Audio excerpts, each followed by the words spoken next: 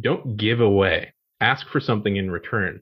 Yeah. Because if you give away something, you devalue your own product in the client's mind. If they have to do something for it, and it can be almost anything, they have then earned a discount. They have earned a freebie. And that change, it's a psychological difference that doesn't matter what size company you are. Growing a business requires a holistic approach that extends beyond sales and marketing. This approach needs alignment among people, processes, and technologies. So if you're a business owner, operations, or finance leader looking to learn growth strategies from your peers and competitors, you're tuned into the right podcast. Welcome to the WBS Podcast, where scalable growth using business systems is our #1 priority. Now, here is your host, Sam Gupta. Hey everyone, welcome back to another episode of the WBS Podcast. I'm Sam Gupta, your host and principal consultant at digital transformation consulting firm Elevate IQ. The social proof is becoming real, especially for B2C and FMCG brands, with the advancements in social media and influencer marketing concepts. Also, with the increased competition, it's becoming harder to get placed at shelves in high traffic areas. Even so, there are several newer technologies out there, such as mass customer mobilization, that can help get visibility for your brand inside the store through non-traditional methods. In today's episode, our guest, Ben Searcy, shares his insights into the importance of customer advocacy and mass customer mobilization. He also describes how customer advocacy differs for B2B and B2C brands. Finally, he describes how the mass customer mobilization could increase sales at low performing stores and how the advocacy could increase the revenue for B2B brands. Let me introduce Ben to you. Ben Searcy brings 2 decades of international entrepreneurship, leadership, and consulting experience to the table as a co-founder of the innovative tech company Govi. With half a dozen exits and projects in local business all the way to Fortune 100 companies under his belt, Ben's breadth of experience allows for a holistic approach to business strategy and growth. With that, let's get to the conversation. Hey Ben, welcome to the show. Hey, thanks, Sam. I'm really excited to be here. This should be a lot of fun. And I am always excited to have you in our panels as well, because the kind of data points that you can pull out and the stories you can narrate, they are always fascinating. Just to kick things off, do you want to start with your personal story and current focus, Ben? Yeah, absolutely. I appreciate that. And no pressure on the data points, apparently. But you will still do it, I guess. I'm going to do it anyway because it's relevant. I think that is Love actually it. one of the things I'm interested in because, it's not my data points. It's data points come out by Stanford, Harvard, things like this, trusted data sources. I agree. And it just proves the point. So, real quick, my story is I have always been into business.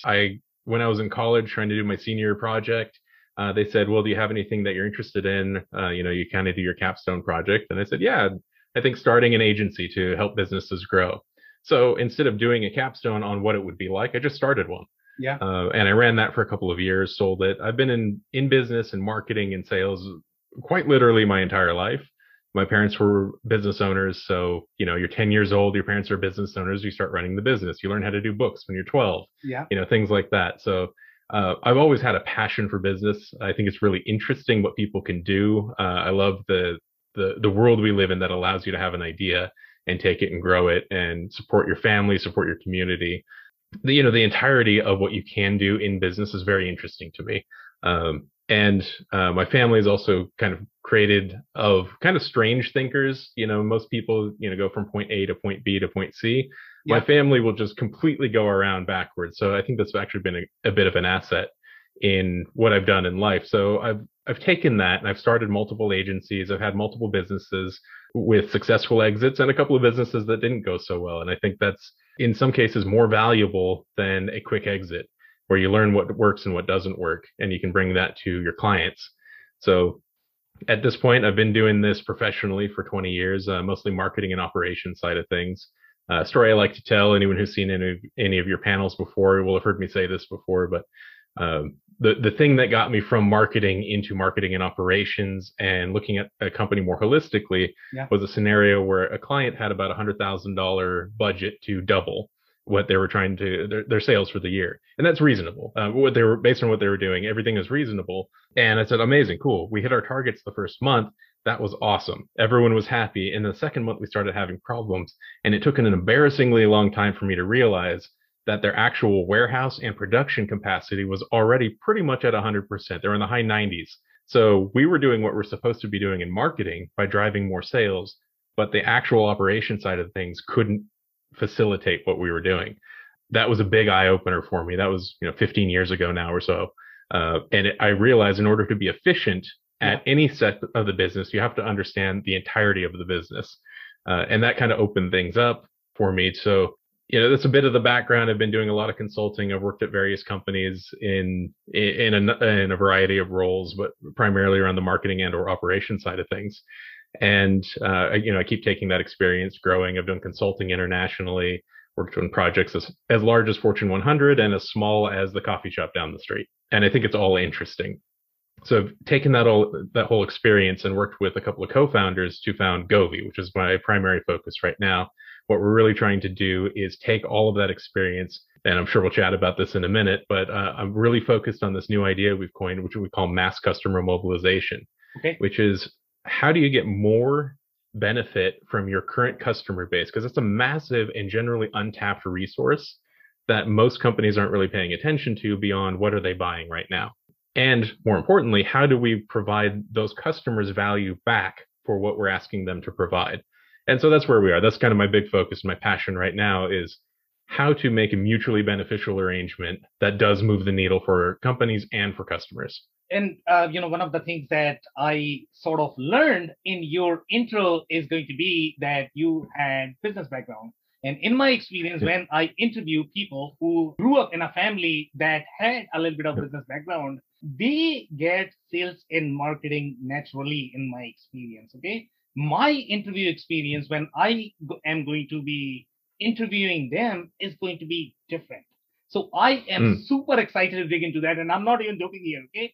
This is on a serious note. The guests that I've had, if they grew up in a business family, their sales and marketing perspective is going to be very different. So we are going to dig into the mass customer mobilization a little bit more. But before we do that, we have one of the standard questions that we ask every single guest. And that is going to be, Ben, your perspective on business growth. I think most businesses can always grow, but I think what they need to do is look slightly outside the box. And going back to your point just a minute ago, that comes from my own bias, and I'm aware of it, comes from how my family did things. So I think any business can grow, but I think also when you're doing it, you have to be hyper strategic about it. Of course, you can find growth that happens naturally. You do the same thing over and over and over again, and growth happens. The question is, what are you actually achieving? What are you trying to achieve? And how much are you leaving on the table if you're not doing it strategically? And I think that's, to me, if you're talking about what is my perspective on business growth, I think being intentional about what you're doing. Going back to my example about the company who was trying to double and didn't consider their capacity to do so, you have to be intentional about it. You can grow without intention. You can grow without strategy. But what are you leaving on the table if you're not doing it purposefully? My passion point around it is being strategic, figuring out the tactics you need to hit the goals you're going for, and being okay with failure too. Try something. If it doesn't work, that's fine. Just learn from it. Don't do the same thing twice. Trust me, I can relate so much, to be honest. I mean, when I talk to teams, they are going to have the sales and marketing requirements. They are really trying to grow their sales and marketing, and it's working really well. But they don't even have the director of operations or the supply chain in the table discussing, because the sales and operations planning need to be together. They need to move in conjunction. If we are not doing that, obviously the sales is going to fire back later on. So let's connect the dots here in the conversation. So we were talking about the mass customer mobilization. Obviously, any of us, is the easiest way to get any sort of sales is going to be if we can target existing customers. They already trust us. They have already bought from us. Now, when we think of the mass customer mobilization, every concept that we bring to the table is going to have a certain focus. So let's set the stage in terms of the industries that are going to be really suitable for this specific concept, and what does it mean for each of those industries and micro verticals. So if you can talk more in terms of the customer journeys for each of those micro verticals and how it is going to help those users, it'll be super beneficial. Yeah, absolutely. Well, broadly speaking, the concept of mass customer mobilization is industry agnostic, which is great. I mean, as you said, everyone wants to get more from their current customers. Yeah. How you go about that, and going back to the strategy comment from a couple minutes ago, how you go about that is more industry specific. If you're looking at manufacturing, you're talking about customers who are buying, I mean, depending on what you're selling, maybe one item from you every 5 years. Yeah. That's a different game than it is if you're talking about retail. A lot of our customers are in the retail or manufacturing space, so I can speak to those both in a more detailed manner, and I will in a moment. So again, going back to the strategic element of what you're doing and being intentional, what value can you get and what value can you give to a company or a client who is spending $2 million for a piece of high industrial machinery from you every 5 years? That's a different story and a different project than someone who's buying $10 tacos from you once a week. Yep. So what we like to do is we break things down. And let me back up a step. Most people look at the value of a customer as how much do they spend over what period of time. Yeah. Now you can throw in a different metric, recency, frequency, monetary. The RFM is a pretty common way of measuring this. Yeah. You can get calculated about how much should you spend, how often is the life cycle, but what it boils down to, how much did they spend over what period of time? And that's perfectly valid. That is a purchase-based value metric. We do what we call the customer value trinity, which takes purchase as one of 3 different levers of value that you can get from your customers. So you purchase, but we also have insight.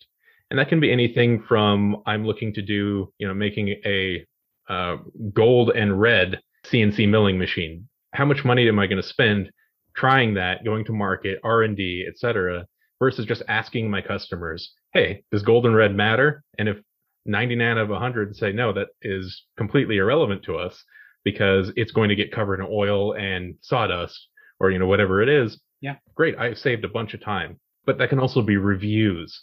That can be any number of data points. I mean, what boiled down to what most people would look at for insight, it's data. How can we get more data from our customers and influence the purchase behavior? And then the third element, this is where I think a lot of people are leaving a lot on the table, is advocacy. Okay. And again, that is how can you get them to talk about you? Now, we think of advocacy right now as influencer marketing, where you take some movie star and get them to talk about the tea brand that you're selling, and you pay them $1 million for an Instagram post. And that's a valid marketing strategy. And, talking about those numbers where you referenced early on, that is, broadly speaking, about 11 times as effective as normal marketing efforts when lumped together. But what it leaves on the table is kind of where we're circling into what can we do in each industry and each niche. Yeah. Advocacy is also referrals, micro local influencers. Yeah. The person down the street, something like that. If Sam, if I'm coming to visit you in your hometown and you tell me to go visit a certain restaurant, I'm going to because I know you. Yeah. And your insight and your advocacy means something to me. So what we say is, how do we tap into that part of your customer base? So we have purchase behavior, insight behavior, and advocacy behavior as the customer value trinity. And this isn't just us. This is, broadly speaking, general business information you should look at as levers of value you can get from your customers. So the question becomes, how do you incentivize those? How do you get the person who spent $2 million on a massive machine to tell his buddy who works in a similar company to talk to you? Yeah. That's where we come in. And that all has value. So the question is, how do you incentivize that behavior and how do you value that behavior? If I can get one more purchase per year of a $2 million machine, that has a lot of value. So how do I get Sam to refer one more Sam to me? Similarly, if Sam is spending $10 a month on tacos with me, how do I get Sam to find one more Sam every month? So Sam's value is no longer $120 a year. Sam's value is 12 times that because I've used your advocacy to create a much larger reach. So what value am I getting and what value am I giving? Yeah, so very interesting. So, obviously we are going to dig a little deeper into this from my personal experience, and I am going to be talking about different scenarios and different industries Obviously, the influencer marketing matters, and obviously, the best influencer and the champion for your products are going to be your customers. If your Absolutely. customers can go out there in the field and they can talk about how much I love this product, that's the best Hmm. recommendation you can get for your customer. Now, here's my challenge with the influencer marketing.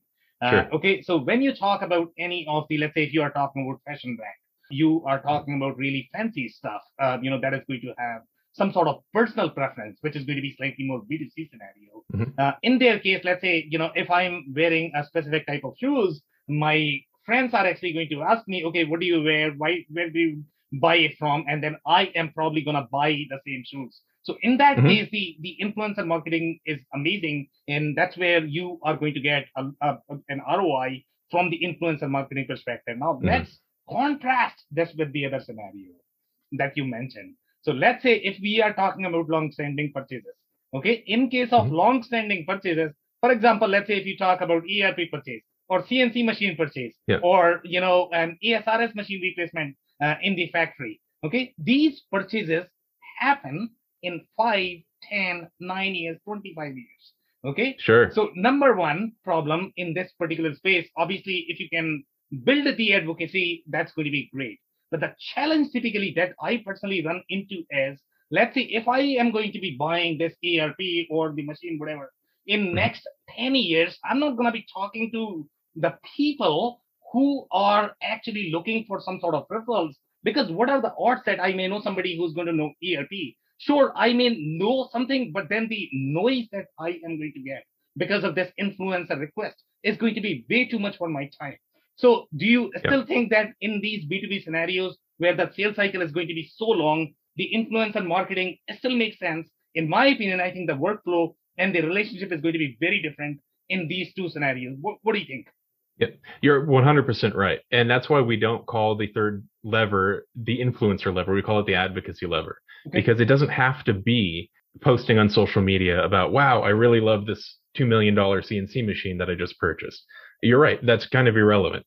I will not remember in 8 years when I'm looking to buy my next one that Sam posted in 2021 about this one time he posted this influencer. But the advocacy part of things includes referrals. It includes going to you have a high level customer you've worked with for 15 years, bring them with you to a conference or to an industry event. We've done that successfully ourselves just for our own business, where we have someone come up on stage with us and provide the social proof. It's not simply get them to post on Instagram. And I think that's a key element that we work with a lot of clients and even not clients. I have constant conversations with people who want to know how to engage with their customers, gain more value from their customers without adding a platform or adding a tool. It's just broadly speaking a strategic element. So figure out what it is that would be of value to your client. Like I said, the come on stage with us, that's a free trip out to Orlando to come Yeah. to an industry event. We cover their food, we cover their lodging. It's fun. They get to go network and that kind of thing. And we have social proof and someone who doesn't work for us coming up on stage. You can do things like that. You can just ask for referrals in general. I'm just a broad base level, nothing to do with any crazy strategy that no one's ever heard of or anything like that. It's the broad strokes. Your salesperson reaches out and say, hey, do you know anyone else that I should talk to? That is still part of an advocacy program that most people do anyway. I mean, if they're not, they should be in terms of gaining value. Your sales team should be talking to their own current clients, their happy clients, and making sure that they can get those referrals. So we're talking about a broader stroke advocacy concept than just, like I said, than just posting on Facebook or Instagram or than just writing a nice review or anything like that. So yeah, you're right. It's not going to work for someone who's buying something once a decade. Yeah. They're not going to remember things. And the likelihood of the person who's saying, you know what, next week I need to buy a $2 million machine. I should probably start looking, oh, wow, Sam posted about that on Instagram. That's not going to happen. I mean, maybe one in a million times, but that's not really relevant to what we're trying to do and make this a consistent machine where you are getting a consistent lead pipeline and referral pipeline. Yeah, so the best way to understand any of the newer concepts, since you are calling this as the newer concept as opposed to, calling this word of mouth marketing or something like that. Yep. Word of mouth marketing has existed, in our communities for ages, but Yep. you are calling it as, let's say, the mass customer mobilization. So the best way to understand these things is going to be if you can paint a story. Okay, one B2C scenario and one B2B scenario. Describe the as is and to be. Okay, describe the kind of products the company was selling. What kind of influencer were they? If they had to introduce some sort of tool, for example, Gobi in your case, what was the role of the tool? Describe the customer journeys inside the tool. The more colors that you can paint in these two stories, the more we'll be able to understand what this concept is. Absolutely. Okay. So let's start with there's an example I really like to use because it is more effective than most of the other versions of this than I'd seen before. Yeah. And it actually ties in multiple elements of the customer value trinity together. Okay. One of our clients is in the pet food manufacturing space. Okay. And one of the things that they really wanted to do is drive traffic to their retail partners. Okay. So they are a manufacturer. They do sell online, but they're not trying to compete with their retail partners. So what they've done is they used our platform specifically to do a number of different things to gain the insight, advocacy, and purchase behavior. But they had an idea for something very clever, which was get people to come into a retail partner, like an independent pet store, Sam's Pet Foods. Yeah. And they used our app to say, go into the pet food store, spend $100 on product in the pet food store, but $50 of that has to be our specific brand. The other $50 can be whatever you want. It can be our brand. It can be toys. It can be, you can buy a bird, whatever you want within the platform. Okay. And then post about it on social media. Post about the name of the retail partner. So you say, I went to Sam's Pet Food. I got these things. So we got a nice picture of the things that I bought. Okay. So now what we've done is two things. We have created a purchase behavior by incentivizing, and I'll talk about the incentive in just a second, but they have made a purchase of a specific and predefined amount, and they have advocated on social media. But we've done a couple of additional things here. We've also driven traffic to the retail partner. Yeah. So the brand gains benefit that the retail partner has a number of people coming in saying, I would like the specific brand. Yeah. Where is it? So now they're keeping track of what's happening. The retail partner is now happy because they know the brand has driven people in. So they're buying more from the brand because they're selling more of the brand. Yeah. They're giving the brand better shelf space because more people are asking about it. The brand is happy because they have deepened the relationship with their partner, the retail partner. The customer's happy because they're getting a reward for buying something they're going to buy anyway. Yeah. But now there's a value to what they have done. There's an additional value to what they have done by increasing their purchase price, which we all want. Yeah. And the clever part about this is the reward is actually a product that isn't on the shelves yet. So interesting. So you have to come back into that same pet store. Okay. Get the reward, which is the new product that isn't there yet. So it's a sample size of the product. Okay. So now the retail partner is extraordinarily excited because people have come in twice and they've built an audience for a product that they haven't launched yet. Wow. So once they launch the product, they've already got people going on. So now we also have the insight part of the customer value trinity because they can now ask people, what did you think of those dog treats?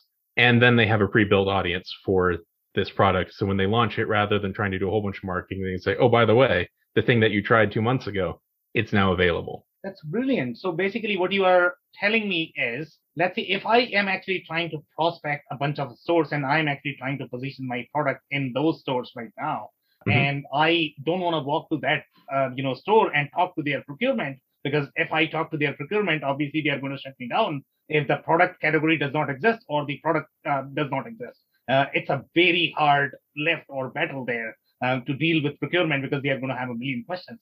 But let's say if your consumers are asking for the product and your stores are actually calling the customer service that, why do we not have this product? Because the customers are asking, then we have a very different story. So basically, now let me make sure if I understand this right. So basically you are telling me that, I am trying to prospect 200 or 500 different stores in a specific zip or the area that I don't have that customer base right now. It's very hard to penetrate those stores. So what I can do is I can start prospecting their consumers in that specific area. I can send them some sort of promo, and then they are actually going to, walk to the store and they are going to be asking for the product that I am trying to create the demand for. Did I get this right or not? That is an option. Now, that is a very good strategy to move forward. what we have done is slightly different than that. Okay. What we've done is we've targeted stores that aren't selling a whole lot of the product. So the salespeople are already in the store, but this particular brand may be all the way in the back. It's the worst shelf position. So what they were actually trying to do is increase the exact same thing, funnily enough. They were trying to increase their own customer base, the retail partners, purchase behavior. Yeah. So what they've done is they have had people. So what they did is they took a list of the retail. They have several thousand retail partners. Yeah. They took a list of the retail partners and said, we want the people to go into these stores specifically and ask for our specific product. Now, you're right. If they weren't in there, maybe this is a store that carried their product 6 months ago. What you just described is 100% accurate. But what they've also done is said, these stores may, for example, sell 10% of our product that these other stores down the street are selling. So let's increase the people going into that store asking for our product. So what you describe is certainly doable, and it is part of the strategy. Yeah. But what we have done in this specific example is increase the amount of sales with customers that are already there. Again, getting more from our current customers and providing them value back for giving that, so that they, as we've talked about, the more if you can increase your current customer. Now let's talk about statistics again.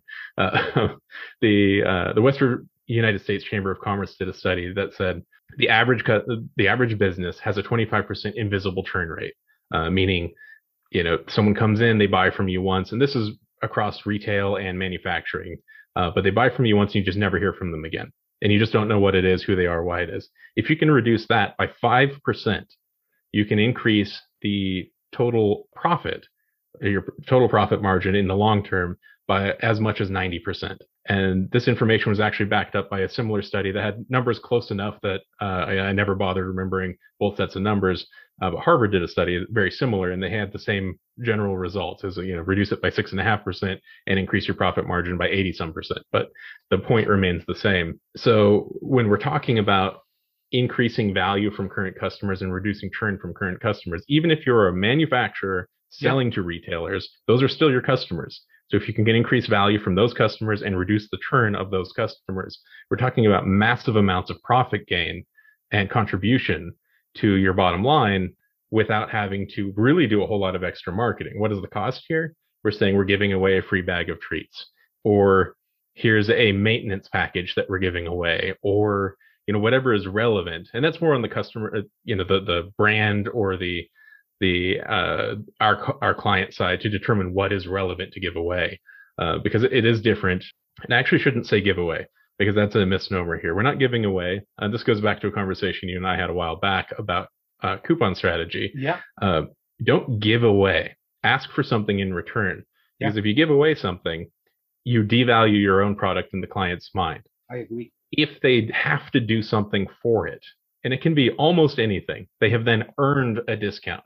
They have earned a freebie. And that change, it's a psychological difference that doesn't matter what size company you are. If you're selling, $1 tacos, or you're selling $2 million machines. If I earned $100,000 off of that machine, it's still a $2 million machine. If you gave me $100,000 off, I will pay you 1.9 next time we buy. That's how it goes. And so it's a very important but subtle distinction about how things go. And it's a concern we always have when we bring with our own clients about coupon strategy, is just make sure you're not just giving it away. That can cause significant dips in revenue. And I'm sure most CFOs are happy to hear that kind of thing. They don't want to give anything away.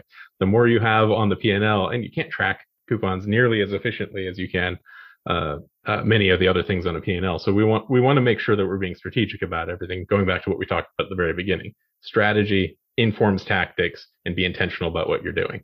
So let's go back to the story, and we are going to come back to your second story that was B2B, right? So we are in the B2C topic. So I do have one question related to the compliance. Mm-hmm. You said that you are building the advocacy by asking your consumers to post on social media as well.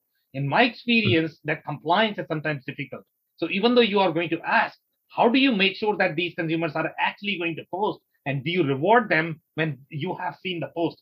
How do you measure that? Because you are posting on somebody else's platform. So how do you ensure the compliance there? So there's a couple of different ways of doing it, and it depends for how we structure it in terms of our platform. I'll speak about that, but also just a general statement as well. We can integrate with most of the social media platforms using their APIs, so you can confirm posts. You say use a specific hashtag, for example, and you can search by hashtag. So you can confirm that. There's automations that can be done there, but much, much simpler. And this is what most of our clients choose to do. And it doesn't necessarily require our platform, although we do make it easier, is prove it. You ask the customer to prove it. Post on social media and upload a picture of your post, like a screenshot of your post, or send us a link to the post. Now you can automate if you have 1 million customers sending you screenshots, you have to have a very large team looking at that to confirm everything. So there's a lot of automations that can be done in the background there, or you can crowdsource some of that confirmation. There's a lot of different ways of going about it. But you legitimately say, I'm not going to give you the reward until you prove it. In your case, what are you doing in the platform? How are you confirming? So most of our clients have chosen to go the route I just described, which is upload a picture and or a link to the activity we have asked you to do, because it's not always just post on Facebook. Sometimes it's specific keywords, sometimes it's a specific activity.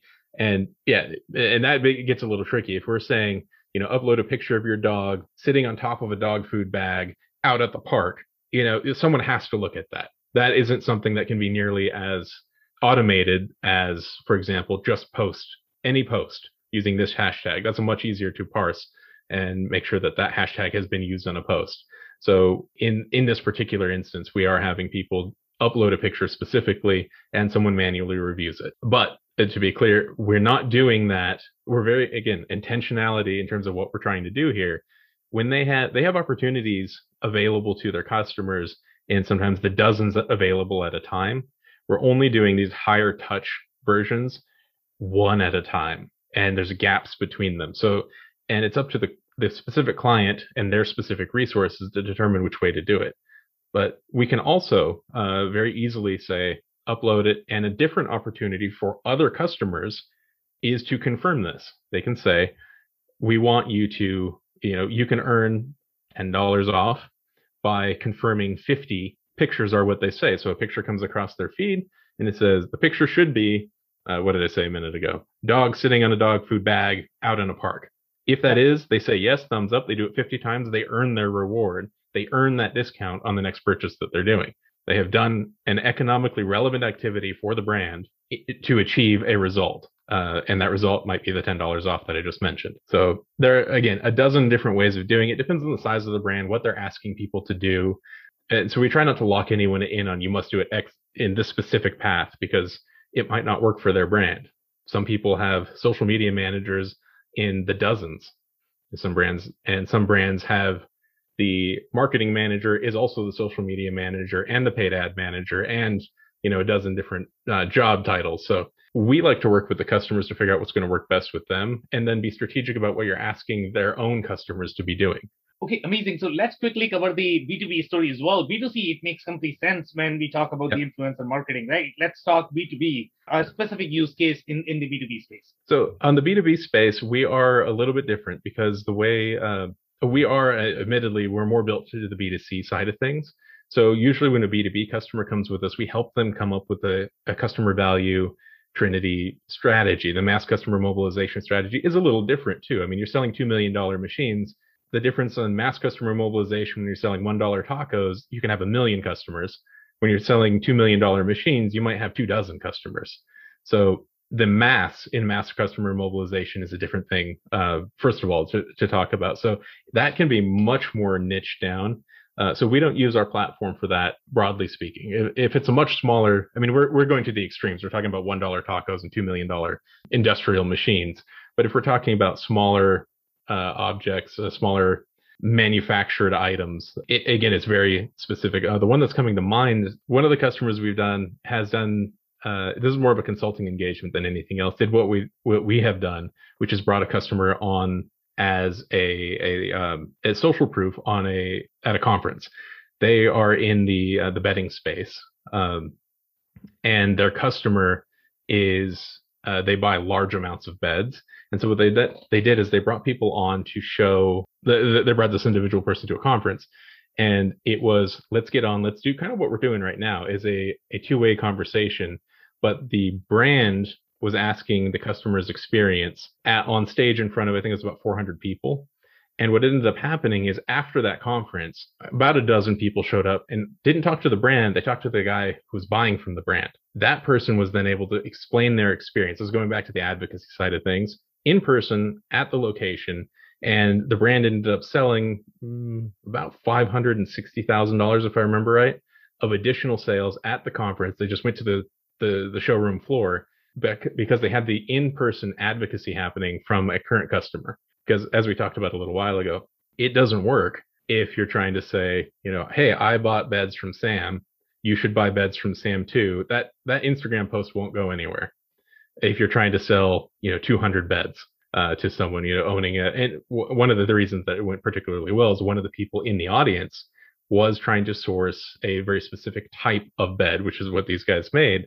And it was for a newly opening hotel. And so, you get that contract. I think it was a 250 bed hotel. They got that contract specifically because of the insight and the advocacy that customer was able to provide directly to the prospect. And to be clear, the brand wasn't involved in that conversation. It wasn't like this prospect showed up and talked to Sam and Ben. No, Sam is the guest. Sam showed up on stage. Sam said, I have had a great experience here. Sam is at the bar after the conference having a chat. And this guy said, I saw your interview. Tell me more about how your experience was. The client was particularly inclined to do this because they got a freebie. The value that they were given was a free trip. And this was an Orlando trip, which is why I mentioned that earlier. They got a free trip to Orlando. Everything was covered. They had a good time, met a bunch of people, and they got some business out of it as well. So I'm not sure if that answers your question specifically, but that is a way of doing it. Insight as well. We all know to ask our customers for things, but word of mouth is what we have been calling it. But how do you value that? That's kind of, again, circling back to what we're trying to do. This isn't just you should do word of mouth marketing. You should be able to put a value on the word of mouth marketing that you're doing. You should be able to put a value on the insight that you're asking of your customers in addition to your purchase behavior. Because we all know someone buys $1 million of something, it was worth $1 million minus what it cost you to create it. But how do you put values on the other two? And that's what it's, I think, really important for CFOs, COOs, those kinds of things to figure out what that value is. And it's not a simple question because it is different for every customer. If my earlier example for Sam sending one more Sam every month to buy $1 tacos, that's really easy to calculate. Sam coming to an event and spending $10,000 to fly you out, put you up in a hotel, speak at a conference, that's a different value. But if you're selling $1 million item or $2 million item or $560,000 worth of beds, I think the $10,000 cost was worth it. Okay, amazing. That's it for today. Do you have any last minute closing thoughts or remarks, Ben? Yeah, I think the main one for me is if you're looking at your customer base, you have to be thinking about what more value can you get from them and what do you need to do for them. That doesn't need to sound callous. It's not what can you get from them, suck them dry or anything like that. How can you create a mutually beneficial relationship? You're going to deepen their loyalty to you by asking them for favors. I think we've talked about the napkin theory in the past, or the pen theory, where if you ask someone for a very small favor, will you hand me the napkin? Will you hand me a pen in a boardroom? They're more inclined psychologically to view you favorably and work with you than if you don't. And what we're saying is get more value by providing value, and just know what you're asking for and know why you're asking for it. And then you can gain 5% reduction in churn, 95% increase in profit. Figure out what that 5% reduction in churn is going to cost you to get that 95% profit and mobilize your customers to do it. Amazing. And my personal takeaway from this conversation is going to be the influence is real. It has been in our industries and communities for a very long time. Now we have much superior tools and technologies to really take advantage of that. The mass customer mobilization is real, so you definitely don't want to ignore it. On that note, Ben, I really want to thank you for your time. This has been a powerful episode. Pleasure. Thanks so much, Sam. I cannot thank our guests enough for coming on the show, for sharing their knowledge and journey. I always pick up learnings from our guests, and hopefully you learned something new today. If you want to learn more about Ben or Govi, head over to govi.io. It's govi.io. Or reach out to Ben directly on LinkedIn for a quicker discussion on growth and the changing environment of commerce. Links and more information will also be available in the show notes. If anything in this podcast resonated with you and your business, you might want to check other related episodes, including the interview with Paul Berengeri, who shares his insight into the nuances of nano-influencer marketing. Also, the interview with Mark Jeffy from Strategic Growth Consulting, who discusses how macroeconomic trends impact consumer behaviors.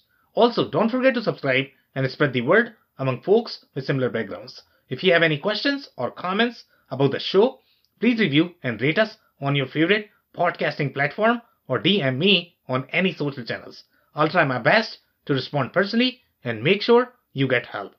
Thank you, and I hope to catch you on the next episode of the WBS Podcast. Thank you for listening to another episode of the WBS Podcast. Be sure to subscribe on your favorite podcasting platform so you never miss an episode.